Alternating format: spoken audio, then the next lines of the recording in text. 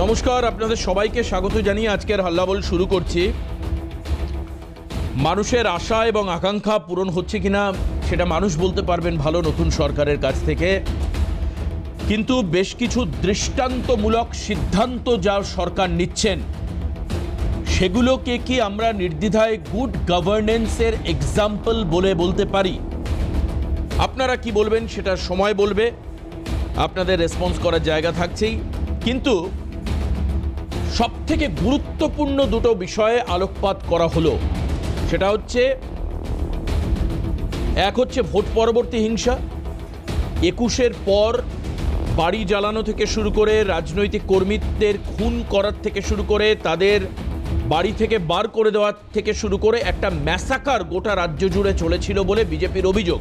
এবং তারা বলছেন যে এই সন্ত্রাসে তাদের 321 জন কর্মী সমর্থক মারা গেছেন। কালকে বিধানসভায় যখন অধ্যক্ষকে সম্মান জ্ঞাপন অনুষ্ঠান ছিল, ঠিক সেই সময় রাজ্যের মুখ্যমন্ত্রী শুভেন্দু অধিকারীকে বলা হয়েছিল, বিরোধী দল তৃণমূল কংগ্রেস বলেছিল যে আমাদের অনেক কর্মী বাড়ি ছাড়া। তখন গতকাল বিধানসভায় দাঁড়িয়ে শুভেন্দু অধিকারী কি বলেছিলেন, গতকাল কি বলেছিলেন আপনাদেরকে একবার শোনাই, আসুন শুনবো। নির্বাচনকে আমরা বলি গণতন্ত্রের উৎসব, যে উৎসবে আপনারা স্লোগান দিয়ে বলেছিলেন ভয় নয় ভরসা। আমরা আশ্বস্ত হয়েছিলাম যে নির্বাচনে জেতার পর ভয় থাকবে না, ভরসা থাকবে। আজকে আমাদের হাজার হাজার মানুষের বাড়ি ছাড়া হয়ে গেছে, অসংখ্য মানুষের বাড়ি ভেঙে পড়েছে। আজকে ভরসা নেই, কিন্তু ভয় 4 গুণ বেড়ে গেছে। বহু মানুষ ঘর ছাড়া হয়ে আছে। আজকে আমি মুখ্যমন্ত্রীর কাছে অনুরোধ করব এবং স্পিকারের মাধ্যমে সবাইকে কাছে অনুরোধ করব, যখন কথা দিয়েছিলেন ভয় নয় ভরসা, আজকে আপনারা সেই ব্যবস্থা করুন যাতে করে ভরসা ফিরে আসে, মানুষ তার নিজের বাড়িতে ফিরতে পারে। ঘর ছাড়াদের বাড়িতে ঢোকাতে হবে। আমার তো ঘর ছাড়া কেউ আছে বলে জানা নেই। যদি কেউ ঘর ছাড়া থাকে আপনি মাননীয় ডিজিপির কাছে তালিকা দেবেন, কিন্তু শর্ত একটাই, ওই ব্যক্তির বিরুদ্ধে 2021 সালে নির্বাচন পরবর্তী সন্ত্রাসের যে 12,500 এফআইআর হয়েছিল তার কোনো অভিযোগ নেই।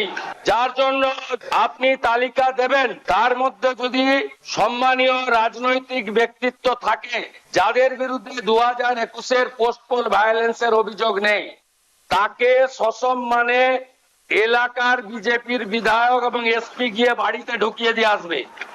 আর যদি 2021-এর পোস্টপল ভায়োলেন্সের অভিযোগ থাকে তাকে সরাসরি জেলে যেতে হবে।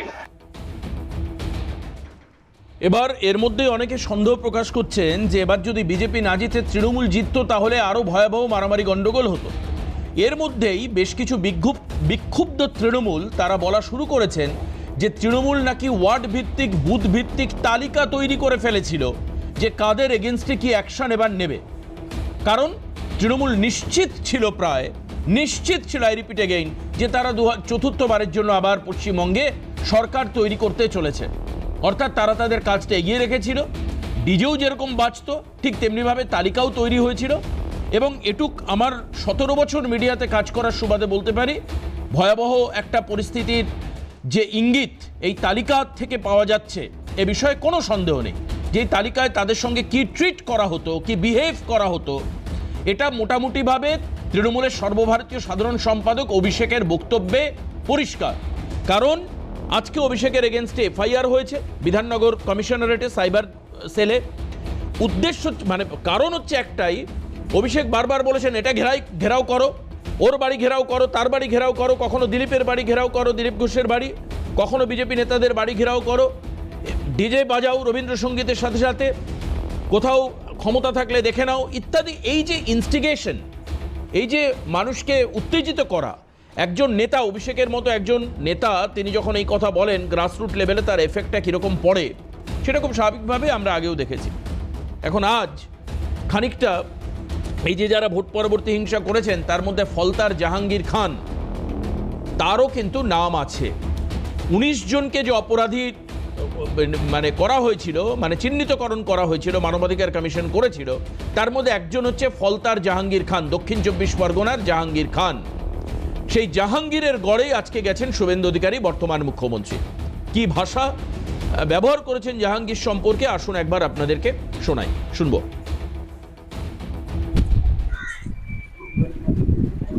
2021 পোস্টপল ভায়োলেন্স জাতীয় মানবাধিকার কমিশন 19 জনকে নটোরিয়াস ক্রিমিনাল ঘোষণা করেছিল, যার মধ্যে এই ভাইপোর জাহাঙ্গীরও ছিল। আমার উপরে ছেড়ে দিন, আমার উপর ছেড়ে দিন, আমি ওর দায়িত্বটা নিয়ে গেলাম। আমার উপর ছেড়ে দিন, ছেড়ে দিন আমার উপরে। কোথায় গেলেন তথাকথিত পুষ্পা নাকি নাম? ওই ডাকাতটা কোথায়? ওই ডাকাতটা কোথায়? কোথায় দেখা যাচ্ছে? দেখা যাচ্ছে যত অভিযোগ করেছে সাধারণ নির্বাচনের সময় সবগুলোর বিরুদ্ধেই ব্যবস্থা হবে। ফেলে রেখেছিল জেনারেল জিডি করে, সব এফআইআর হয়েছে। গুন্ডামি করতে দেব না, নিশ্চিন্ত থাকুন। আসুন আজকে আমরা প্রথম এই ভোট পরবর্তী হিংসা এবং শুভেন্দুর যে হুঁশিয়ারি, শুভেন্দু অধিকারীর যে হুঁশিয়ারি, সেই বিষয়ে আমরা এটাই দেখব যে আইনের শাসন রাজ্যে থাকবে। শুভেন্দু অধিকারী এটাও বলেছেন যে শাসকের আইন নয়, আইনের শাসন রাজ্যে কায়েম হবে। আসুন পরিচয় করে দেব যারা আজকে আমাদের সঙ্গে এই অনুষ্ঠানে রয়েছেন আলোচনার জন্য। আমার সঙ্গে রয়েছেন তৃণমূল কংগ্রেসের মুখপাত্র কৃষাণু মিত্র, স্বাগত জানাবো কৃষাণুদাকে। পৃথ্বীরাজ মুখার্জি বিজেপি মুখপাত্র আমার সঙ্গে রয়েছেন, পৃথ্বীরাজকেও স্বাগত জানাবো। অমিতাভ সিংহ জাতীয় কংগ্রেস মুখপাত্র আজকে আমার সঙ্গে রয়েছেন, আমি অমিতাভ দাকেও স্বাগত জানাবো। পৃথ্বীরাজ, তোমায় দিয়ে শুরু করি। এই যে ভোট পরবর্তী হিংসা এবং এবার তৃণমূল কংগ্রেস কালকে বিধানসভায় বলছে যে তাদের 10 জন মারা গিয়েছে, যেটা নিয়ে মমতা বন্দ্যোপাধ্যায় হাইকোর্টে গেছেন, এবং পাশাপাশি বহু মানুষ ঘর ছাড়া। শুভেন্দু অধিকারীর বক্তব্য আমরা শোনালাম যে 2021-এর অভিযোগ তাদের এগেনস্টে না থাকলে প্রশাসন এবং দল তাদেরকে ঘরে ফেরানোর ব্যবস্থা করবে, না হলে জেলে যেতে হবে। এবং আজকে তুমি শুনলে যে ফলতার মানে বেতাজ বাদশাহ জাহাঙ্গীর খান, মানে হাইপে একদম চূড়ান্ত, তার এগেনস্টে কি পদক্ষেপ নিচ্ছেন? নিজেই মুখ্যমন্ত্রী বললেন ওকে আমার হাতে ছেড়ে দিন, আমি দেখে নেব। দেবাশিসবাবু, সবার প্রথম যেটা আমার আজকে বলতে ইচ্ছা করছে সেটা হচ্ছে দীর্ঘ 14 বছর এবং গত 3রা মে অবধি রাজ্যে যেই সরকারটা চলেছে সেটাকে আমরা বলতাম যে রাজ্যে শাসকের আইন চলছে, কিন্তু বর্তমানে 4ঠা মের পর যে সরকারটা প্রতিষ্ঠা হয়েছে তারা আইনের শাসককেই প্রতিষ্ঠা করতে এসেছে। আপনি দেখুন, সরাসরি শুভেন্দু অধিকারী রাজ্যের মুখ্যমন্ত্রী তিনি পরিষ্কার করে বলে দিলেন, তিনি বিধানসভার বুকে দাঁড়িয়ে একটি নজির তৈরি করলেন। কি নজির? তিনি বললেন যে আমরা সরকারি পক্ষ এবং বিরোধী পক্ষ দুই পক্ষই বিধানসভায় থাকবে এবং 50-50 ভাগ করে আমরা বিরোধী দলকেও বলার সুযোগ দেব এবং আমরা সরকারিভাবে নিজেরাও নিজেদের বক্তব্যকে উপস্থাপন করব। এবার এই জায়গাতে দাঁড়িয়েই যখন বিরোধী দলনেতা অর্থাৎ শোভনদেব চট্টোপাধ্যায় দাঁড়িয়ে শুভেন্দু অধিকারীর দিকে বললেন যে ঘর ছাড়ারা কোথায় যাবে, একদম উচিত জবাব দিয়েছেন রাজ্যের মুখ্যমন্ত্রী। তিনি বললেন যে দেখুন, আমরা সবাইকে, আমরা প্রথম দিন থেকে, এটা আমাদের দলের সভাপতি রাজ্যসভার সাংসদ শ্রমিক দাও বলে এসছেন যে আমরা কোথাও কোনো বিশৃঙ্খলা চাই না, আমরা চাইলে 2 মিনিটে তৃণমূলের ভাষায় জবাব দিতে পারতাম, কিন্তু আমরা সেই প্রক্রিয়াকে অবলম্বন করব না, আমরা গণতান্ত্রিক পদ্ধতিতে বিশ্বাসী। এবার সেই জায়গায় দাঁড়িয়ে শুভেন্দুদা যে কথাটা বললেন যে আমরা সসম্মানে আমাদের বিধায়করা এখান এবং সেখানকার এসপি গিয়ে ফিরিয়ে আনবেন যদি কেউ বাড়ি ছাড়া হন, মানে বিরোধী রাজনৈতিক দলের। কিন্তু তার বিরুদ্ধে যদি 2021 সালের পোস্টপল ভায়োলেন্সের কেস থাকে তাহলে তো নিশ্চয়ই আমরা তাদের রসগোল্লা খাইয়ে ফিরিয়ে আনবো না। আর আমরা এটাও বলে দিয়েছি, এটাও শুভেন্দু অধিকারী আজকে ফলতায় দাঁড়িয়ে বলেছে যে কেউ আইন হাতে তুলে নেবেন না, আইন যারা নিয়ন্ত্রণ করে অর্থাৎ পুলিশ প্রশাসন তারা তাদের মতো ব্যবস্থা গ্রহণ করবে। কি ভুল বলেছে?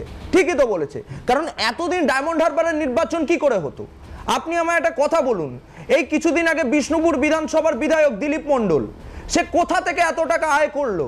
বাড়িখানা দেখেছে, টাকার উৎস আসছে, কিন্তু তার আগে আমি এই গুন্ডামো সন্ত্রাস, না গুন্ডামো এবার আমি বলছি, এই টাকাটা কোথা থেকে এসছে সেই পয়েন্টটাকেই তো আমি অ্যাড্রেস করছি।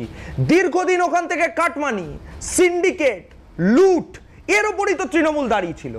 এটা হচ্ছে একটা প্যারালাল ইকোনমি। না সেটা তুমি আর্থিক দিকে আসছো, আর্থিক না না, আমি আর্থিক দিকে না, এটা তো গুন্ডামি করেই করা হতো। আমি এই জায়গাটাই আপনাকে ইয়ে করতে চাইছি, বলতে চাইছি। আমি কিষাণদার কাছে যাই। না না, আমি একদম শেষ করে নি। এবার শেষে এই জায়গায় দাঁড়িয়ে আগামী দিন ফলতায় পুনর্নির্বাচন রয়েছে এবং আমরা বিশ্বাস করি মানুষ বিজেপিকে ভোট দেবে, বিজেপিকে সমর্থন করবে।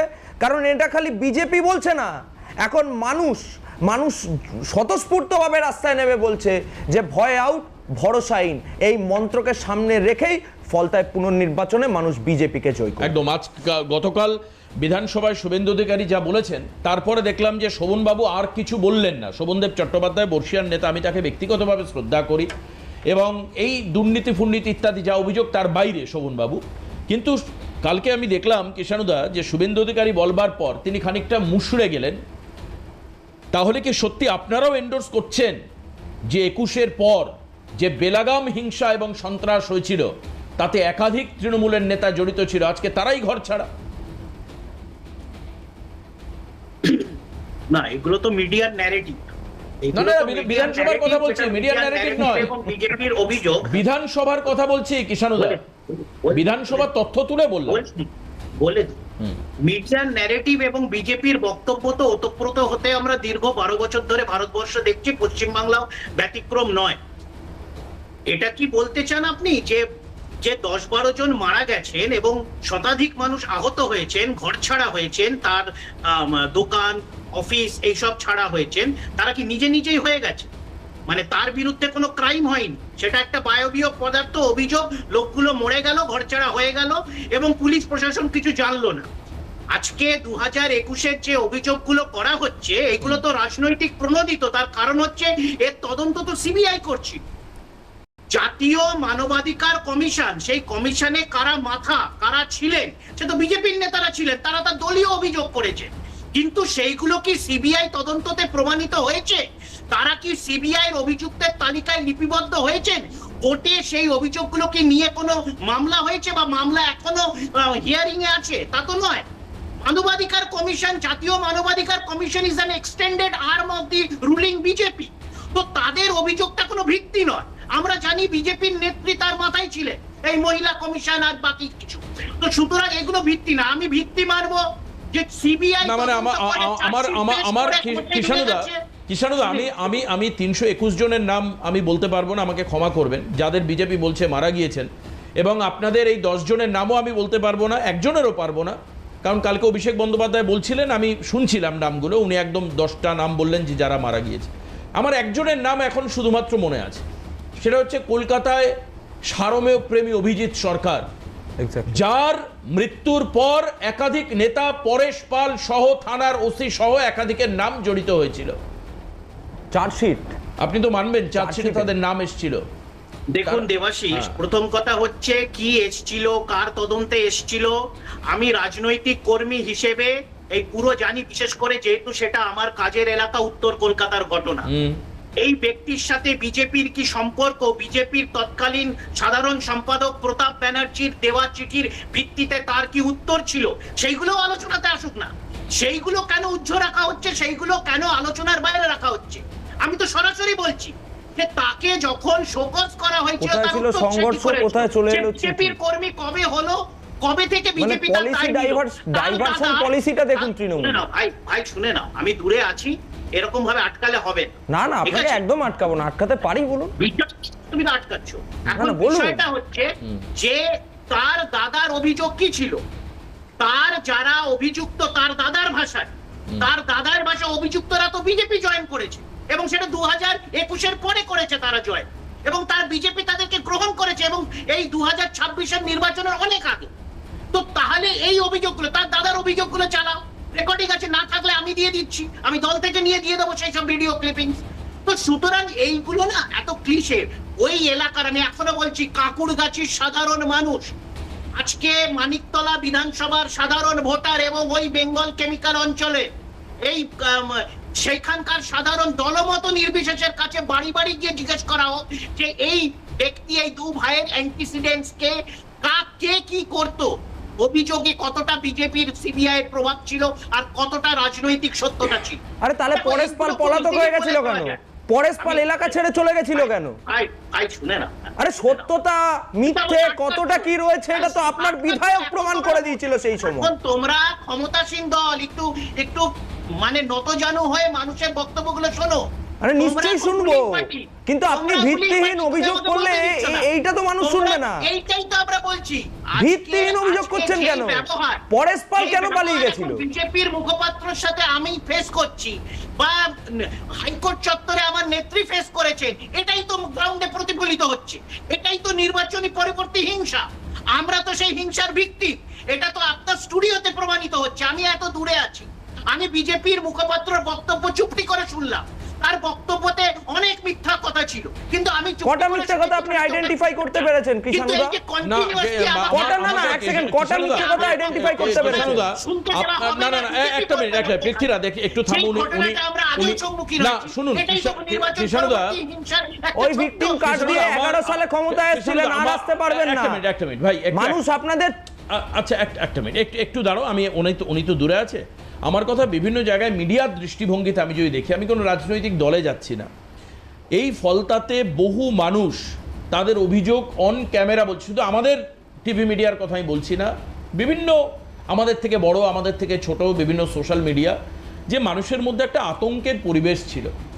এবং আমাদের কাছেই ক্যাপচার করা আমাদের সাংবাদিকের নেওয়া ছবিতে দেখা যাচ্ছে যে জাহাঙ্গীর এবং তার অনুরাগী বা অনুগামীরা ফলতা এলাকায় কি দাপট দেখাতো, লোকে অন ক্যামেরা বলছে। এটা বিজেপি করার অপরাধে 2021-এর পরে যে সন্ত্রাস হয়েছিল তার একাধিক পরিবারকে বিজেপি বিভিন্ন সময় মঞ্চে নিয়ে এসছে, তারাও মুখ খুলে বলেছেন, এমনকি তারা প্রধানমন্ত্রীর সঙ্গে দেখা করেছেন। আমার যদ্দূর মনে আছে বারাসাতে, হ্যাঁ এই জেলাতেই। কিন্তু আমার কথা হচ্ছে এই সমস্ত তথ্য এবং অভিযোগকে সম্পূর্ণ মিথ্যা এবং রাজনৈতিক উদ্দেশ্যপ্রণোদিত। আমি বলছি যে কোনো তদন্ত পুলিশি পদক্ষেপ কোর্টের বিচারে হবে। শুধু বিজেপির অভিযোগ বা বিজেপির দ্বারা চয়নিত কোনো কমিশনের অভিযোগে কিছু প্রমাণ হয় না। কোর্ট বলুক, পুলিশ তদন্ততে চার্জশিটে বলুক। আমি তোমাকে একটা উদাহরণ দিচ্ছি। 2014 সালে মুজফফরনগর উত্তরপ্রদেশে এই হিংসা উদ্দেশ্য করে প্ররোচিত করার জন্য অমিত শাহর বিরুদ্ধে মামলা হয়েছিল। আইনের শাসন যারা দাবি করছে বিগত 12 বছরে কি বিচার পেয়েছে মুজফফরনগরের মানুষ? আচ্ছা, আমরা পশ্চিমবঙ্গ কি বিচার পেয়েছে বিগত 15 বছরে? আসবো ফিরে। পশ্চিমবঙ্গ কি বিচার পেয়েছে বিগত 15 বছরে? দুজন দু জায়গায় থাকলে তর্কের ক্ষেত্রে সমস্যা হয়। আমার অনুরোধ এটা এই জন্য যে সবাই স্টুডিওতে থাকলে আমরা ইকুয়ালি আলোচনা সেভাবে করতে পারি। অনলাইনে যুক্ত থাকার জন্য কৃষ্ণদার কিছু সমস্যা হতে পারে। আমি আসছি বিরতির পর ফিরে এবং অমিতাভদার কাছে যাব। এই যে রাজনৈতিক সন্ত্রাস বা হিংসা, এটা তো একটা অংশ। ছবি সবসময় যে মিথ্যা কথা বলছে তা তো নয়। আমার যখন এই প্রোগ্রাম চলছিল, রিনান্দ্রেই আমার প্রডিউসার, রিনান্দ্রেই বেশ কিছু ছবি পাশে চালাচ্ছিল যেখানে গুলি বোম চলছে, লাঠি নিয়ে গন্ডগোল, এইসব ছবিগুলো মিডিয়ার ক্যামেরায় ধরা পড়ে। আজকে আপনি যদি বলেন যে এবার নির্বাচনের দিন নওদাতে কোনো গন্ডগোল হয়নি, আমি মেনে নেব, কারণ আমাদের মিডিয়া ধরা পড়েছে, আমাদের রিপোর্টার অনফিল্ড ছিল, যেখানে হুমায়ুন কবিরের গাড়ি তছনছ করে দিল কিছু তৃণমূল আশ্রিত যুব নেতা। তো সেগুলো তো আমরা অস্বীকার করতে পারি না, আমরা মিডিয়া যেটুকু দেখি। এবার আপনি বলছেন আইনের বা কোর্টের মাধ্যমে যেটা হবে, কোর্ট তো অবশ্যই করবেন, কিন্তু কোর্ট আদেশ দেওয়ার পরে কি সব আদেশ লাগু হয়, কার্যকর হয়? আমরা তো বিভিন্ন সময় দেখি যে হয় না সেগুলো কার্যকর। আমি আসবো আবারও ফিরে, কিন্তু অমিতাভদা বলবেন, তারপর আবার আমি ফিরে পৃথ্বীরাজ এবং কৃষ্ণদার কাছে বিরতির পর। সঙ্গে থাকুন। অমিতাভদা, পুলিশ বিএনএস এর আন্ডারে কাজ করবে, আইনের শাসন প্রতিষ্ঠিত হবে, নতুন সরকার আশ্বস্ত করছে। এখানে দাঁড়িয়ে যা যা ঘটনা ঘটেছে, যা যা হিংসা হয়েছে, যেখানে যেখানে আইনের শাসনকে লঙ্ঘিত করা হয়েছে, তার বিচার হবে। আগামী দিনে কোর্ট বলবে বা আমাদের সেই তথ্যও সামনে আসবে। কারণ শুভেন্দু অধিকারী প্রথম থেকেই বলছেন ট্রান্সপারেন্ট ওয়েতে সরকার চলবে, মানুষ সবই বুঝতে পারবেন, কেউ বোকা নয়। কিন্তু আমার প্রশ্ন হচ্ছে এটা, যে এই যে সত্যি যে হিংসাশ্রয়ী রাজনীতির কথা আমরা বারবার বলি, আমাদের সামনেও তো ছবিতে ধরা পড়েছে ভোটের দিন মাস্কেট বাহিনী, মুখে গামছা বেঁধে গাড়ি ভাঙড়ে পুকুরের জলে ঠেলে ফেলে দেওয়া। এইসব হিংসার কি সত্যি কোনো ভিত্তি নেই, নাকি রাজনৈতিক একটা প্রোপাগান্ডা তৈরি করা হয়? বছরের যদি নির্বাচনী ইতিহাস দেখি, তাহলে কংগ্রেসের সাথে যখন লড়াই ছিল সিপিএম এর, মানে বামফ্রন্টের, তখন আমরা পোস্টপোল ভায়োলেন্স প্রায়ই দেখতাম, এবং আমাদের সারা বছরই বিভিন্ন সময় ঝামেলা হয়েছে, মালোপাড়া থেকে আরম্ভ করে বিভিন্ন সময় হয়েছে, এ ব্যাপারে কোনো সন্দেহ নেই, এবং এটা হয়ও। তো পশ্চিমবাংলাতে নির্বাচনের দিনে বা নির্বাচনের আগে এবং গত 15 বছর ধরে বহু জায়গায় কংগ্রেসের উপর তৃণমূলের আক্রমণ হয়েছে, বিভিন্ন ব্যাপারে আক্রমণ হয়েছে এবং বিভিন্ন ভয়ের পরিবেশও সৃষ্টি করা হয়েছে এবং ভয়ের পরিবেশ সৃষ্টি করার জন্যেই আমাদের কাটোয়া, রবীন্দ্রনাথ বা মানস ভূঁইয়া, সবংয়ের এরকম অনেক এমএলএকে অবধি দলবদল করতে হয়েছে, না হলে জেলে যেতে হবে। তার নামে ফলস কেস দেওয়া হয়েছে, কখনো হাতে মারা হয়েছে, কখনো ভয় দেখিয়ে মারা হয়েছে। এটা নতুন কিছু না। এখন ব্যাপারটা হচ্ছে যে এই পোস্টপোল ভায়োলেন্সের এইটা নতুন কিছু না। একই জিনিস কিন্তু বিজেপি করছে না তা নয়। আমি অনেক জায়গায় দেখেছি, আমি যেখানে থাকি সেখানেও দেখেছি যে 2-3 দিন 4 দিনের মধ্যে বহু জায়গাতে বহুজন পাড়া ছেড়ে চলে গেছে। এখন কেন তারা পাড়া ছেড়ে চলে গেছে তার একটা কারণ আছে। কোন দলের? তৃণমূলের? হ্যাঁ, বুঝি কারণ আছে। তারাও একসময় চমকে ছিল বলে আজকে তারা চমকানি খেতে হচ্ছে, এবারে কোনো সন্দেহ নেই। কিন্তু ব্যাপারটা হচ্ছে যে এইটাই বা হবে কেন? আজকে শুভেন্দু অধিকারী বলছেন কি যে 2021-এর পরে পোস্টপোল ভায়োলেন্সে যাদের নাম আছে তাদেরকে ফেরাবো না, তাদের জেলে যেতে হবে, তাদের বাকিদের ফেরাবো। তার বাকিদের যখন ফেরাবো কথাটা বলছেন, তার মানে উনি মেনে নিচ্ছেন যে বেশ কিছু সেটা বিরোধী দলের, সেটা তৃণমূল হতে পারে, কংগ্রেস হতে পারে। তার আগে তো উনি বলেছেন কেউ ঘর ছাড়া আছে কিনা আমার জানা নেই, এটাও তো উনি বলেছেন প্রথম। যদি থেকে থাকে তাহলে সেটা জানাতে বলেছেন উনি। কাকে জানাতে বলেছেন? ডিজিপি কে জানাতে বলেছেন। ডিজিপি ইনিশিয়েটিভ নেবে, এলাকার এসপি এবং যে লোকাল যে বিধায়ক তিনি গিয়ে তাকে ঘরে ফিরিয়ে দিয়ে আসবেন যদি থাকে। মানে এখানে ইফ কন্ডিশনের উপর ডিপেন্ড। কন্ডিশন আছে, সেটা কন্ডিশনটা একজন মুখ্যমন্ত্রীর কাছে কন্ডিশনটা আশা করা যায় না। তার কারণ মুখ্যমন্ত্রী সবাইকার মুখ্যমন্ত্রী। না না, উনি যেটা বলছেন ভুল কি বলেছেন যে যার বিরুদ্ধে অভিযোগ রয়েছে, কারো যদি ভায়োলেন্স, পোস্টপোল ভায়োলেন্স 21 সালের পর থাকে তার বিচার হবে। হ্যাঁ, তাই তো বলেছেন, তার বিচার হবে, জেলে যাবে। কিন্তু তা বলে তাকে ঘরে ফেরাবো না, সেটাই বা কি? না, সে জেলে যাবে বলছে। কোথায় বলেছেন জেলে যাবে বিচারের মাধ্যমে? আরে বাবা, জেলে যাওয়া মানেই তো তার বিচার। এক সেকেন্ড দেবাশিস বাবু, বিষয়টা হচ্ছে শুভেন্দু অধিকারী কি বলেছিলেন ওনাকে ঘর ছেড়ে পালিয়ে যেতে, না স্থানীয় বিজেপি নেতা বলেছিলেন ঘর ছেড়ে পালিয়ে যেতে? এবার উনি যেই কাজটা করেছেন তাই জন্য ওনার গিল্টি মাইন্ড প্লে করেছে, ওই জন্য উনি পালিয়ে গিয়েছেন। এবার উনি যদি কিছু না করে থাকেন তাহলে উনি সসম্মানে বাড়ি ঢুকবেন।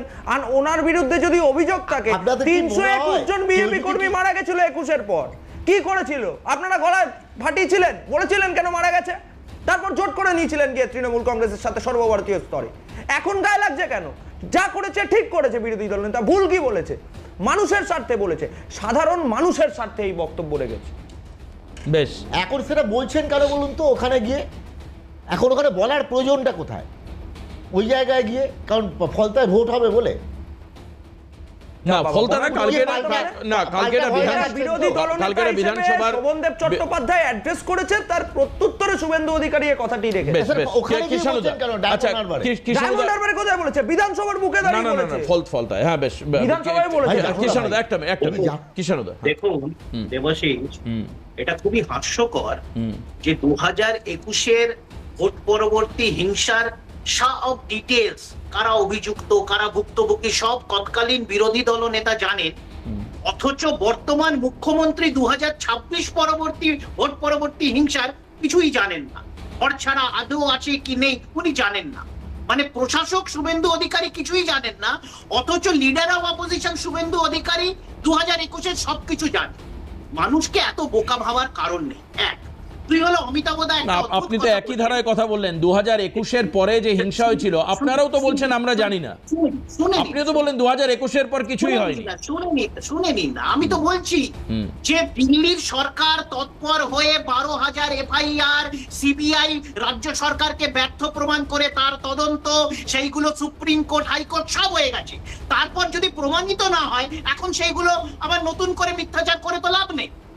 আপনারা তো সব, এখন তো তৃণমূল কংগ্রেসের দিল্লির সরকার নেই, সিবিআই নেই, কোর্টের উপর ইনফ্লুয়েন্স নেই যে আমরা একটা মানবাধিকার কমিশন পাঠিয়ে দেবো। আমরা দলীয় কমিটি পাঠিয়েছি, 3টে কমিটি, তারা তদন্ত করে দেখছে।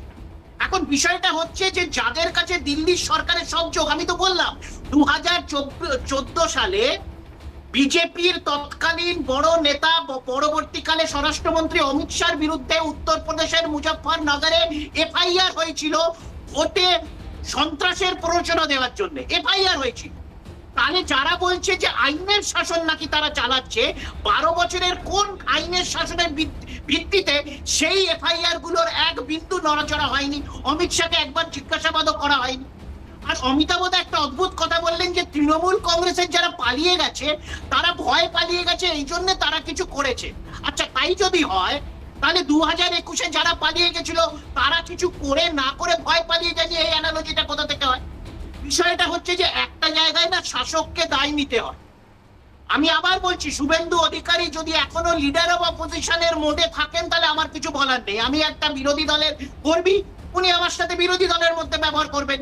রিতেশ তিওয়ারি বিজেপির একজন নির্বাচিত বিধায়ক, তিনি সরাসরি বলেছেন যে তিনি মুসলমানদের কোনো কাজ আগামী 5 বছর করবেন না, তারা তাকে ভোট দেয়নি বলে। আচ্ছা, আমাদের যখন 2-1 গ্রামের পঞ্চায়েত লেভেলের কর্মী এই কথাটা লক্ষ্মীর ভান্ডার নিয়ে বলেছিল, আমরা কতগুলো টিভি চ্যানেলে গিয়ে সন্ধ্যেবেলায় দিনের পর দিন সেটা নিয়ে জবাবদিহি করেছি, আমরা সেটা নিন্দা জানিয়েছি, আমাদের কর্মী বা সেই গ্রাম স্তরীয় নেতাদের বিরুদ্ধে দলীয় ব্যবস্থা নিয়েছি। এবার একটা বুঝেছি দাদা, বিরতি নেব, আর বিরতির পরে আমরা না, বিরতির পরে এটা আমরা একটু জয়েন করে দিই, তাহলে তোমাদের বলতে আচ্ছা বলবে তুমি, সুবিধা হবে বলতে। কিন্তু তার আগে আমরা আরজি করের ঘটনায় আবার পুনরায় ফাইল খোলা হলো এবং বড় বড় রাঘব বোয়ালের নাম সামনে আসতে পারে। গতকাল সরকারি সিদ্ধান্তে 3 জন আইপিএসকে সাসপেন্ড করেছে রাজ্য সরকার। গতকালের ঘটনার পর অভিষেক গুপ্তা, মাননীয় ইন্দ্রাণী মুখোপাধ্যায়, ইন্দিরা মুখোপাধ্যায় এবং তদানীন্তন কলকাতা পুলিশের অভিষেক গুপ্তা এবং সেই সময়কার কলকাতা পুলিশের সিপি বিনীত গোয়েল, 3 জনকে সাসপেন্ড করা হয়েছে। এবার কিন্তু তারপরেও অভিযোগ রয়েছে যে আরো বড় বড় মুখ যেগুলো সামনে আসতে পারে, এরকমটাই মনে করছেন সরাসরি কাদম্বিনীর মা। তিনি কি বলেছেন বিরতির পর শোনাবো, এবং যে সিদ্ধান্ত নিয়েছে সরকার মুখ্যমন্ত্রীর মুখ থেকেই তার অ্যানাউন্সমেন্ট হয়েছে গতকাল, তিনি কি বলেছিলেন সেটাও শোনাবো। বিরতির পর ফিরে এসে শুনবো, সঙ্গে থাকুন। রয়েছেন আইবিতে,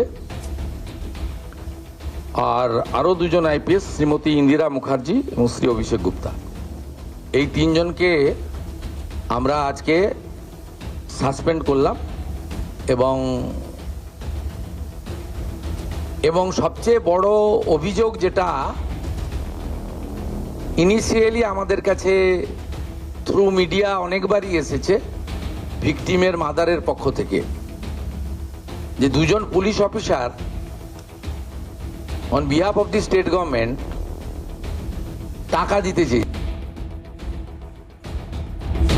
এটা বারবার করে কাদম্বিনীর মা বলেছেন, অর্থাৎ আজকে তো আর নাম বলতে অসুবিধে নেই, রত্না দেবনাথ, তিনি বলেছেন, মা হিসাবে বলেছেন, বিজেপির বিধায়িকা হিসাবে নয়।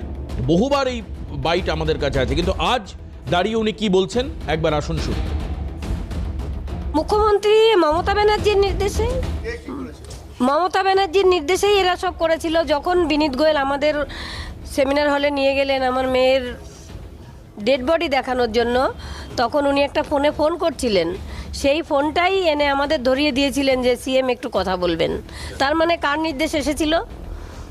আর শ্মশানেও দেখেছি চুল্লিতে ঢুকিয়ে দেওয়া হলো আমার মেয়েকে, তখন নির্মল ঘোষ সঞ্জীব মুখার্জির পিঠ চাপড়ে বলছিল ওয়েলডান বয়। তাহলে কার নির্দেশ পালন হচ্ছিল আপনারা বুঝুন। স্বস্তি সেদিনই পাবো যেদিন ওই মমতা ব্যানার্জি জেলে যাবেন। কৃষ্ণদা, এই কেসটা হ্যান্ডেল করতে গিয়ে আপনার কি মনে হয় তদানীন্তন সরকারের কোথায় ভুল ছিল, যার জন্য আজও একাধিক প্রশ্ন আরজি করের এই ধর্ষণ এবং মৃত্যুর পেছনে রহস্যের মতো দানা বেঁধে আছে?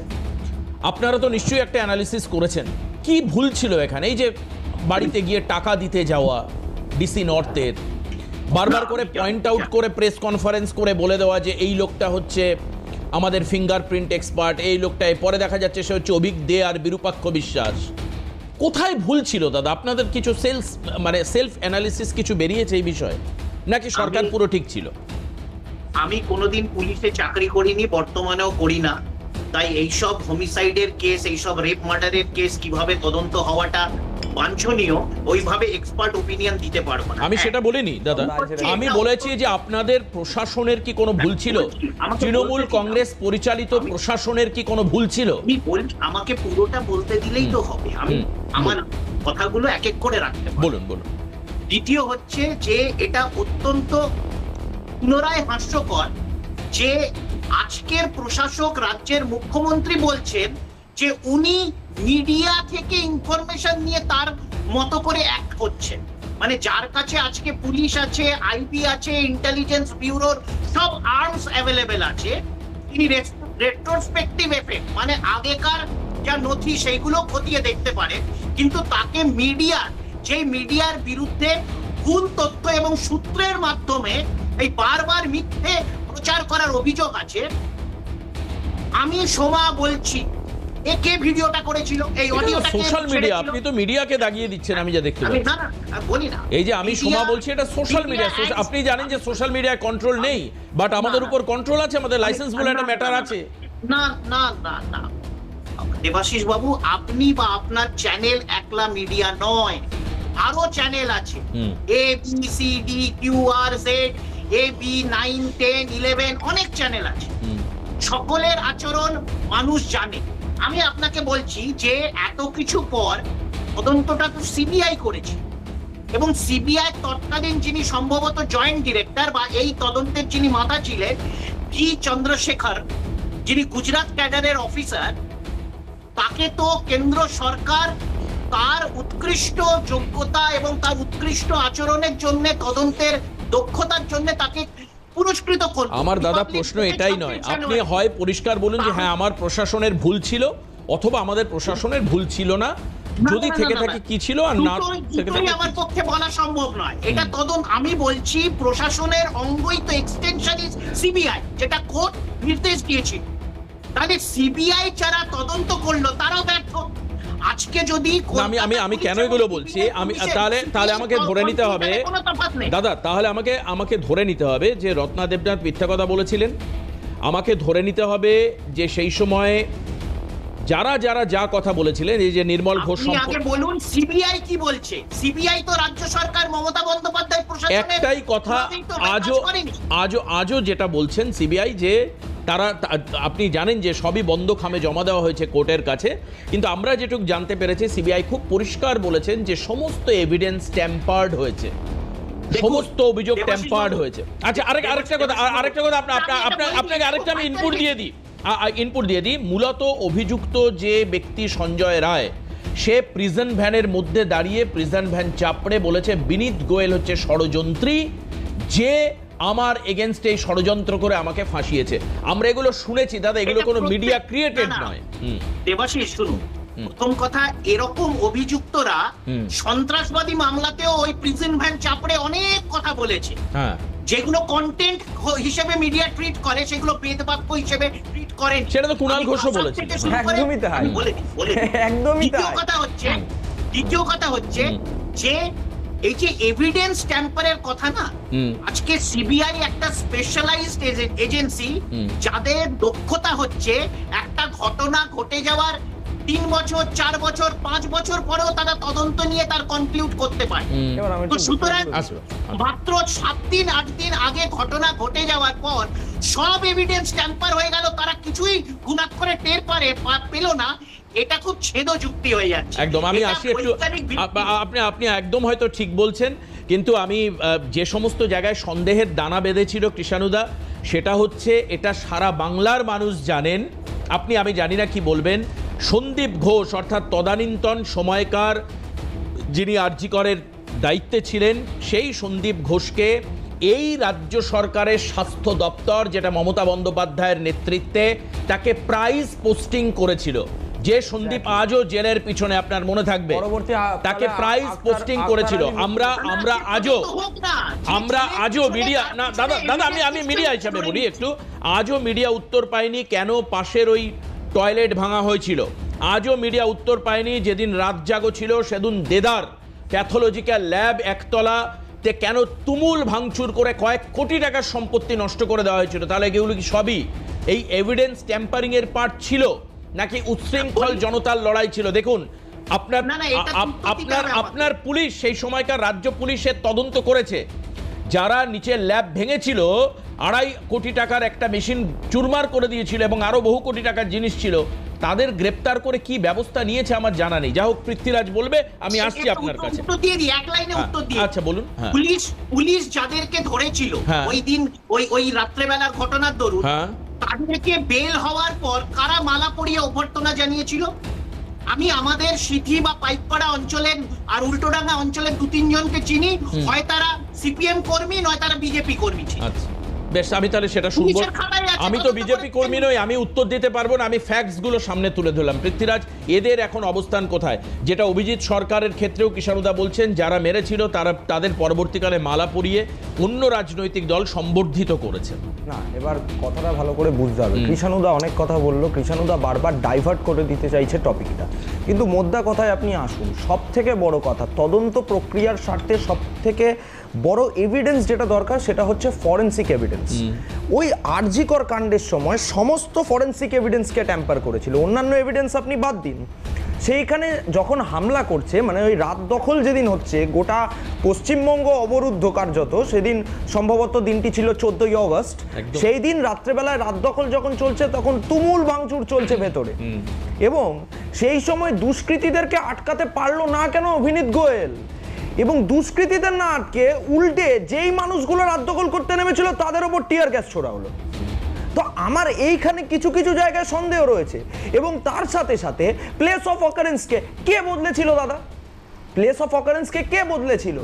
ফিঙ্গারপ্রিন্ট এক্সপার্ট, তার সাথে সাথে এই পুরো একটা ডাক্তারি মহল, পুরো একটা প্রশাসনিক উচ্চপদস্থ আধিকারিকদের মহল, এরা সবাই মিলেই তো এই ঘটনাটাকে ধামাচাপা দিয়েছে। এটা তো কার্যত পরিষ্কার, এখানে নতুন করে তো বলবার কিছু নেই।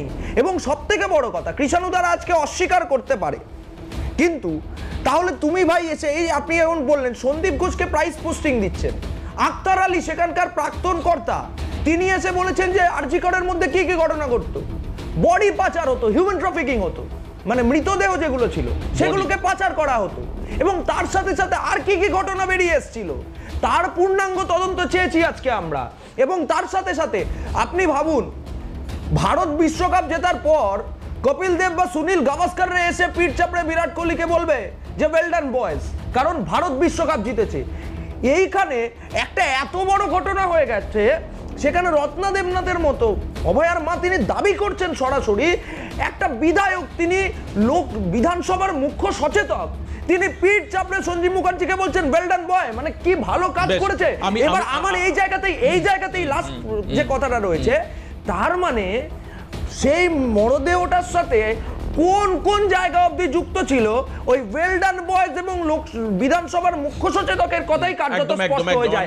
সেই কারণেই রত্না দেবনাথ অর্থাৎ অভয়ার মা সরাসরি প্রাক্তন মুখ্যমন্ত্রীর গ্রেপ্তার দাবি করেছে। একদম, আমি আসবো, কিন্তু তার আগে আমি কিষাণুদা দেখেছি আপনি উত্তর দেওয়ার জন্য বলছেন বা চাইছেন উত্তর দিতে পৃথ্বীরাজের কথার, কিন্তু তার আগে অমিতাভদা কিভাবে দেখছেন, তার দৃষ্টিভঙ্গিতে কিভাবে, কারণ বারবার করে আজও কাদম্বিনীর মা বা অভয়ের মা বা আরজি করের নির্যাতিতার মা, তিনি বারবার একই কথা বলে আসছেন যে তার মিসিং লিঙ্কগুলো যোগ হচ্ছে না, মিলছে না, সেই কারণের জন্য। এবং এই যে মানে আজ তো কোনো জায়গায় সরকার এটা বলেনি আজ পর্যন্ত, সরকারি মানে তদানীন্তন সরকারের কেউ কোথাও, যে না ডিসি নর্থ হাতে টাকা গুঁজে দিতে যাননি, বলেননি তো আজ পর্যন্ত।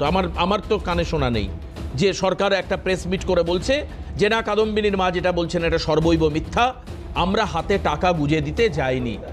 নির্মল ঘোষ, এত অভিযোগের পর নির্মল ঘোষ দীর্ঘদিন শাসক দল তারপরে ছিল ক্ষমতায়, নির্মল ঘোষ কোনোদিন সামনে এসে বলেননি না আমি সঞ্জীব মুখার্জির পিঠ চাপড়ে ওয়েল ডান বয় বলিনি, বা কখনোই কোনো জায়গায় সরকার পক্ষ বলেনি যে দ্রুততার সঙ্গে বাবা মাকে না দেখতে দিয়ে পাশের ঘরে বাবা মাকে 3 ঘন্টা বসিয়ে রেখে ওই ঘরে সবাই মিলে ঢুকে গিয়ে কি করছিল তার ক্ল্যারিফিকেশনও তো কৃষাণুদা সরকার দেয়নি, তদানীন্তন সরকার দেয়নি। তো এগুলো দিলে মানুষের মধ্যে প্রশ্ন থাকতো না?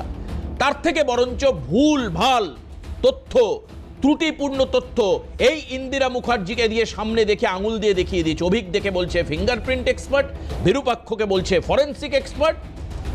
আজ সেই কারণের জন্য মানুষের মনে প্রশ্ন। আজ তৃণমূল, কংগ্রেস, বিজেপি বা আইএসএফ বলে নয়, সর্বৈব মানুষের মধ্যে প্রশ্ন। এবং মাথায় রাখবেন কিষাণুদা, গ্রাসরুট লেভেল আমরাও তো দীর্ঘদিন সাংবাদিকতার কাজ করি, ভোটের সময় মানুষ একটা কথাই বলেছেন যে আরজি করের ঘটনার কিন্তু সঠিক বিচার এখনো আমরা পাই। আমি আসবো, হ্যাঁ কোনটা বলো, যেটা হয়েছিল সেইখানেও কিন্তু বহু ডাক্তাররা মুখ খুলেছিল বলে তাদেরকে বদলি করা, হ্যাঁ বদলি তো এদেরও করা হলো। এই যে অনিকেত মাইতি, দেবাশিস হালদার, এদের তো বদলি করা। যাও, আমরা ফিরে আসছি। অমিতাভদা কিভাবে দেখছেন আমি তারপরে কিন্তু কিষাণুদার কাছে যাব। একটা দ্রুত বিরতির পরে ফিরে আসছি, সঙ্গে থাকুন। ফিরে আসলাম, অমিতাভদার কাছে যাব। অমিতাভদা, হ্যাঁ, প্রথমে বলি আরজি করের ঘটনা নিয়ে থাকবো। আরজি করের ঘটনায় যে তিনজন অফিসার, অভিষেক গুপ্ত, বিনীত গোয়েল এবং ইন্দিরা মুখোপাধ্যায়কে সাসপেন্ড করা হয়েছে, এতে আমি অত্যন্ত খুশি। শুধু আমি না, আমার পরিবারের, আমার স্ত্রী, আমার মেয়ে যারা আছে তারা অত্যন্ত খুশি হয়েছে, বিশেষ করে ইন্দিরা মুখোপাধ্যায়ের জন্য। এবং সেদিন তিনি যেভাবে শাক দিয়ে মাছ ঢাকার চেষ্টা করেছেন, সেটা আমরা প্রত্যেকের সাধারণ মানুষ কিন্তু অত্যন্ত নজর করেছে। আজকে কিষাণুর জন্য আমার সত্যি খারাপ লাগছে, তার কারণ শাক দিয়ে মাছ ঢাকা যায় না। আজকে আপনার স্ত্রী, আপনার কিষাণুর স্ত্রী বা কিষাণুর মেয়ে থাকলেও ওই একই কথা বলতো। কারণ যে ঘটনা আরজি করে হয়েছে এবং সেটাকে চাপা দেবার জন্য যে ধরনের কাজ এই পুলিশ অফিসার বা প্রশাসন করেছে, এর তুলনা একমাত্র হাতারস ছাড়া আর কিছু তুলনা হয় না। হাতারসও একই রকমভাবে পরিবারকে না জানিয়ে পুড়িয়ে দেওয়া হয়েছিল, এখানেও তার পরিবারকে পাশে রেখে পুড়িয়ে দেওয়া হয়েছে। আজকে যে ঘটনাগুলো ঘটেছে তার জন্য আমি মনে করি যে এইটা মুখ্যমন্ত্রী হিসাবে, নতুন মুখ্যমন্ত্রী আমিও মনে করি, এবং আমি মনে করি যে এই ব্যাপারে একটা সুষ্ঠু তদন্ত হয়ে বাংলার মানুষের কাছে একটা এক্সাম্পল হোক যে এরকম মহিলাদের উপর যদি এরকম আক্রমণ হয় তাহলে এই অবস্থা হতে পারে। আজকে সন্দীপ ঘোষ তাকে প্রাইস পোস্টিং করে নিয়ে যাওয়া হলো, আর যেসব ডাক্তাররা আন্দোলন করেছিল তাদের দূরে পাঠিয়ে দেওয়া হলো, একজন তো পদত্যাগ করে চলে গেল। ভালো ডাক্তার একদম, তাদেরকে আমরা প্রাইজ দেব না, প্রাইজ দেব কাকে? দুর্নীতিগ্রস্ত নিম্ন স্তরের যে ওষুধ আপনি ভাবতে পারছেন যে সন্দীপ ঘোষকে প্রাইস পোস্টিং স্বাস্থ্য দপ্তর বলছে, যাকে পরবর্তীকালে সাসপেন্ড করতে বাধ্য হলো। তার মানে কিরকম ডুয়াল ক্যারেক্টার কিষাণুবাবু। আপনি দেখুন, আপনি তো আমার কাছে অত্যন্ত মানে জানা একজন রাজনীতিবিদ, মানে আপনি নলেজফুল কথা বলেন, উল্টো পাল্টা এরও তর্ক করেন।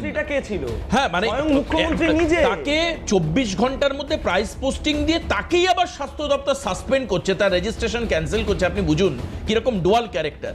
দেখুন, মানুষ এক রাত পুরো জেগেছিল, তারপর আর বেশি রাত মানুষ জাগতে পারেননি, কি এটা বাস্তব। কিন্তু মানুষ অনেকের রাতের ঘুম কিন্তু কেড়ে নিয়েছেন, তারা এখন ঘুমোতে পারছেন না। কাজে মানুষ জবাব দেন। কিষাণুদা, আপনার কাছে যাব। এই যে আবার ফাইল খোলাকে আপনি আপনার দিক থেকে কিভাবে দেখছেন, এবং এই মিসকমিউনিকেশনগুলোর উত্তর আপনার কাছে কিছু আছে কিনা? দেখুন, প্রথম কথা হচ্ছে আরজি কর আমাদের যে অনেক মানুষের আস্থা অর্জনে আমরা এই নির্বাচনে ব্যর্থ হয়েছি, তার যে মাল্টিপল কারণ আছে, তার মধ্যে অন্যতম আরজি কর। এটাতে আমি কখনো অস্বীকার করব না, দলীয় ভাবেও আমরা এটা মনে করি না। কিন্তু আরজি করের পরে যখন ছটা উপনির্বাচনে তৃণমূল জিতেছিল তখন এটা তাদের মনে হয়। আচ্ছা যাকে একটু বলতে দাও ভাই, প্লিজ প্লিজ প্লিজ। হ্যাঁ কিষাণুদা, প্লিজ, সরি, প্লিজ বলুন। উনি বাইরে আছেন তো, ওনার কানে আছে। ঠিক আছে, আমি ডিস্টার্ব করলাম না, আমি একটা পয়েন্ট খালি। উনি যদি এই মানসিকতা হয় যে অন্যের কথাই শুনবো না, প্রত্যেক কথাতে একটা করে জবাব দিতে হবে, তো 5 বছর এখনো আছে। 5 বছরে কি পাগল হয়ে যাবে তো তাহলে এরা? যাই হোক, আচ্ছা প্লিজ। বিষয়টা হচ্ছে যে আমরা দলীয়ভাবে এটাকে দেখব যে দলীয়ভাবে আমাদের কোথায় ব্যর্থ হয়েছিল, কিন্তু আরজি করের বিচারের জন্য আমরাও সেদিন আন্দোলন করেছিলাম, আমরাও রাত দখলে শরিক ছিলাম, শামিল ছিলাম। কিন্তু যাই হোক, মানুষকে আমরা বোঝাতে পারিনি অনেক ক্ষেত্রে। তার অন্যতম একটা ঘটনা হচ্ছে আরজি করের ঘটনা। কিন্তু এই আরজি কর নিয়ে যে মিথ্যাচার হয়েছে, যে আমি সোমা বলছি, এটা একটা উদ্দেশ্য প্রণোদিত বদমাইশি ছিল। আজকে যে ঘরটা ভাঙার কথা বলছে, এই ঘরটা ওই জুনিয়র ডাক্তারদের সম্মতিক্রমে লিখিত নোটের ভিত্তিতে প্রশাসন, সেই দিনকার আরজি করের প্রশাসনরা, তারা ওই ঘরটা ডাক্তারদের জন্যই তারা রেনোভেট করেছিল, সেটাও আজকে এস্টাবলিশ। সিবিআইও এটাতে শিলমোহর দিয়েছে। বাকি তার অটোপসিতেও ওই ডাক্তাররাই করেছিল। আর এখানে যে বদলি করার কথা বললো, একটু আমাদের ডিটেলসে মানে তথ্যের অভাব আছে। প্রথম কথা, যাদের বদলি হয়েছে তারা কেউ রাজ্য সরকারি কর্মী নয়, তারা কেউ সরকারি ডাক্তার নয়, তারা সব জুনিয়র ডাক্তার। মানে হচ্ছে যারা রাজ্য সরকার বা সরকারি অনুদানে মানুষের ট্যাক্সের পয়সাতে এমবিবিএস করেছেন বা এমডি করছেন, তার দরুন তাদেরকে একটা পরিষেবা সেই হাসপাতালে দিতে হয়। তো তিনি সেটা যেখানে সরকার চাইবে সেখানে পরিষেবা আপনি কিষাণুদা, আপনাকে আমি সুবক্তা বলে মানি, কিন্তু আমিও তো দীর্ঘদিন মিডিয়ায় আছি। আমারও দেখুন, আপনি যে কথাটা বলছেন ঠিক। এরপরে অনিকেত মাহাতোরা আদালতে যায়, এরপর আদালত রায় দিলেন যে এই বদলি সম্পূর্ণ অনৈতিক। আপনি মেলান আমার সঙ্গে। হ্যাঁ, পৃথ্বীরাজ ভাই নতুন বলছে, কিন্তু আমার তো চুলদাড়িটা পেকে গেছে না। এরপর মাননীয় আদালত বললেন, মাননীয় আদালত বললেন যে আপনারা ফেরত দিন। সরকার তদানীন্তন সরকার ঘুণাক্ষরেও আদালতের একটা আদেশ পালন করেনি, কাউকে ফেরানো হয়নি। রায়গঞ্জ মেডিকেল কলেজে পোস্টিং বলেছে তাদের মতামত, এটা কোনো আদেশ ছিল না। তার কারণ হচ্ছে এটা দিতেই পারে না, এটা হচ্ছে যে সরকারের প্রেরোগেটিভ, এটা কর্মচারীদের ক্ষেত্রে নির্দেশ দিতেই পারে আদালত, কিন্তু যে পিজি স্টুডেন্ট তার যেটা ম্যান্ডেটারি, তার সেখানে পরিষেবা দেওয়ার কথা, সেখানে নির্দেশ দেবে। যাই হোক, আমি বলছি আরজি করের বিচার আজকে নয় কালকে বিজেপির হাতে আছে, এখন নতুন প্রশাসন দেবে, কিন্তু হাতরাস থেকে পাটনার নিট ছাত্রীর ধর্ষণ খুনের ঘটনা থেকে এই বিচারগুলো আজ অব্দি কিন্তু ভারতবর্ষের মানুষ পায়নি, সবকটা ডবল ইঞ্জিন সরকার। না, একদম উচিত এগুলো, হাতরাস হোক বা যেখানেই হোক, সারা ভারতীয় ক্ষেত্রে বিজেপি সরকার যেখানে রয়েছে সেখানেও ধর্ষণ অপরাধ। আবার এই কাদম্বিনীর পাশাপাশি কামদুনিতে কেন একটি মেয়েকে পাচিরে হত্যা করার পরেও কারুর ফাঁসি হলো না, এই প্রশ্নটাও তোলা দরকার। হাঁসখালি নিয়েও প্রশ্ন তোলা দরকার, গাইঘাটা নিয়েও তোলা দরকার। মধ্যমগ্রামে কেন পরিবারকে না পৌঁছতে দিয়ে মৃতদেহ পোড়ানোর চেষ্টা করা হয়েছিল, মধ্যমগ্রাম চৌমাথার ঘটনা, সেটারও আলোচনা হওয়া দরকার। তো কাজেই একাধিক আলোচনা হওয়া দরকার, এবং যদি সত্যি সরকার সঠিকভাবে কাজ করে, এখানে তো রাজনীতি, একটা মেয়ে মারা যাচ্ছে সেটা নিয়ে রাজনীতি করার মতো তো নোংরা প্রবৃত্তি আমাদের যারা প্যানেল গেস্ট এবং আমাদের কারুরই নেই, এটা আমি নিশ্চিত। সে যে দল করুক না কেন, প্রত্যেকেই আমরা ভদ্র মানুষ, আমরা চাই আইনের শাসন হয়ে সঠিক বিচার পাক, পুলিশের মতো কাজ করুক, আইনের পথে চলুক। আর অনেক ধন্যবাদ জানাবো আজকে উপস্থিত থাকা পৃথ্বীরাজ, সঙ্গে আমাদেরকে সময় দেওয়ার জন্য কৃষ্ণনুদাকে অনেক ধন্যবাদ, অমিতাভ সিংহ জাতীয় কংগ্রেস নেতা, আপনাকে অনেক ধন্যবাদ। সর্বোপরি যারা আমাদের সঙ্গে ছিলেন এই অনুষ্ঠানে, আপনারা এই প্রোগ্রাম পরবর্তীকালে দেখবেন, ইউটিউবে গিয়ে বা ফেসবুকে গিয়ে সার্চ করবেন, আজকের এই অনুষ্ঠান দেখতে পাবেন। ভালো লাগলে শেয়ার করবেন। আজকে এখানেই শেষ করব। সবাই ভালো থাকুন, সুস্থ থাকুন, নমস্কার।